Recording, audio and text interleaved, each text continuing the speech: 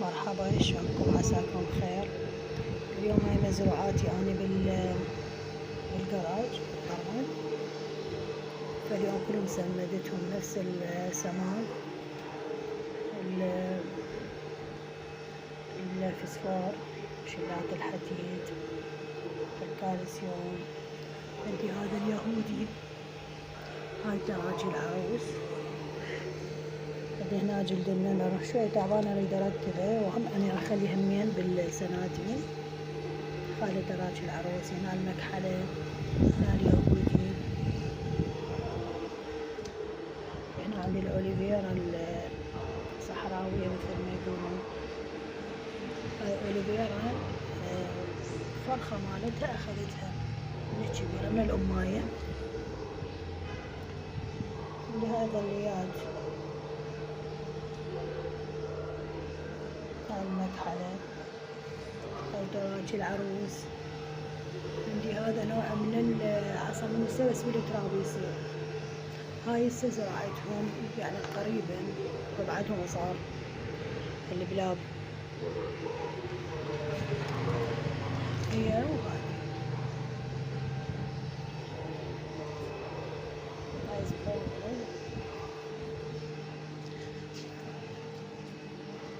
يعني عند كل سندانة أخلي ظليات وياهم.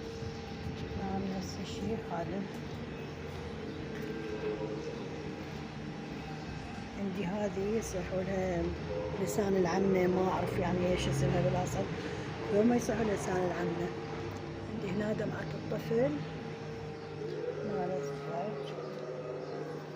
هنا عندي البلاب كان قليل فهسه سمت. هذا البلاب عندي يهودي، دراج العروس، المكحلة، هنا دراج العروس. فكلهم اليوم سمدتهم. هسه اطلع برا اسمد الياسمين الهندي شوية ضعيف، وعندي هاي القناقينة هم قلت هسه اسمدهم. عندي هنا همين هم ياسمين الهندي. الله اكبر كبيرة، الحمد لله كثيرة. ان شاء الله نتواصل. قام يأذن.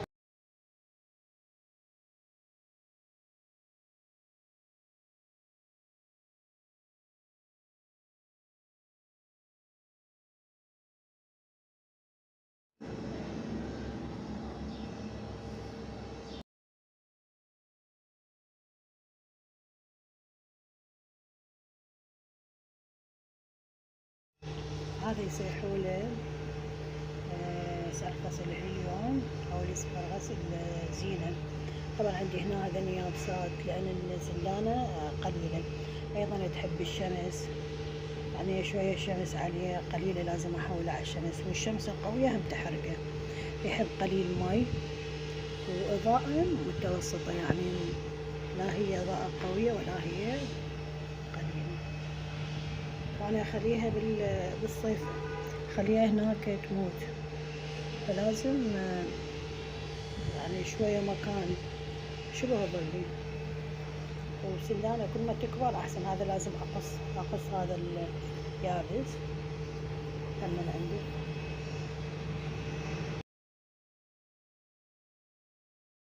تعال يلا نزلي، يلا يلا يلا على كيف شتوين. تعال يلا تعال تعال يلا كل. خلينا نطي أكل قطة خطية قامت تجي وأكل الطيور. واعذروني صوتي نازل عند بالشارع، ما أقدر أصيح، فتحملوني بهذا الفيديو. يلا تعال تعال تعال تعال تعال تعال هنا الحديقة. تعال تعال. عندي هاي للطيور هنا أخليها قطعة فارغة أجيب لهم تمن. شوف شنو خطية. هاي حديقتي بالشارع، لازم أسمدها.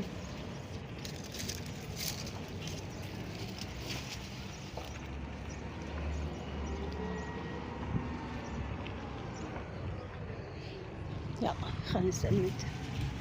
عندي هاي الجهنمية مدة ورد يرادلها فسفور. هي وهاي همين ياسمينة والقناقينسة كلها حسمدها. عندي هنا نانر نسرين موردة بس همين أنا خالي هنا همين طواطم مال مي وأخلي بيه المخلفات المطبخ، مخلفات الطيور هنا وهنا أخذها مزرفتهم من جوا. هاي المخلفات الببغاء بيها فضلات والحب البشور همين كلها أخليها بالخيط. هسه السماد هسه حبدي أسمد يعني أخلي كل شي شوية شوية هنا.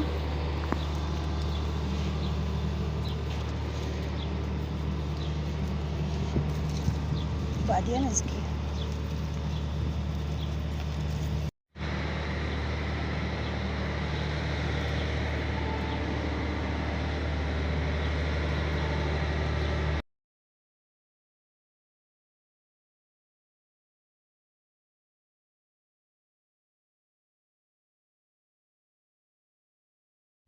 هسه حرشه ما اقدر ازقي لان القاع ما مسلطه فحرامات يروح السماد.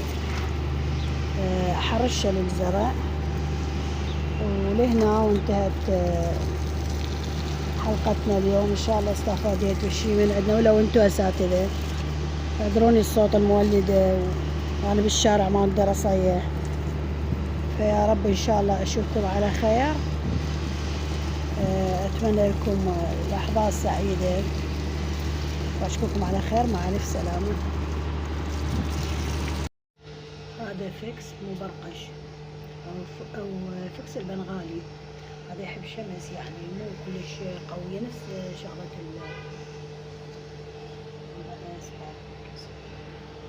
فيحب شمس مو قوية ويحب سماد وسندان هم لازم جيبه ولازم اخليهم كلهم سنادين كبار. عندي هنا هاي خليت احولها لان هذه حتكسر كلش. هاي تكسر بس من يجي الحر المكحلة تموت.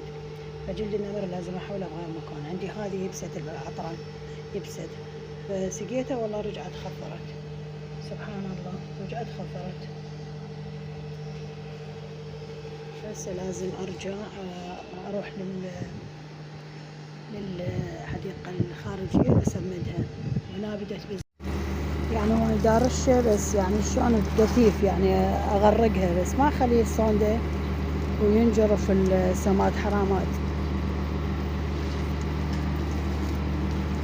هذه الحديقة بعد اريد اجيب لها ورود لان الورود الصيفية الموسمية العفو انتهت. فاريد بعد اجيب كمية لق. هاي همين كبر الياسمين الحمد لله كلش حلو الياسمين الهندي.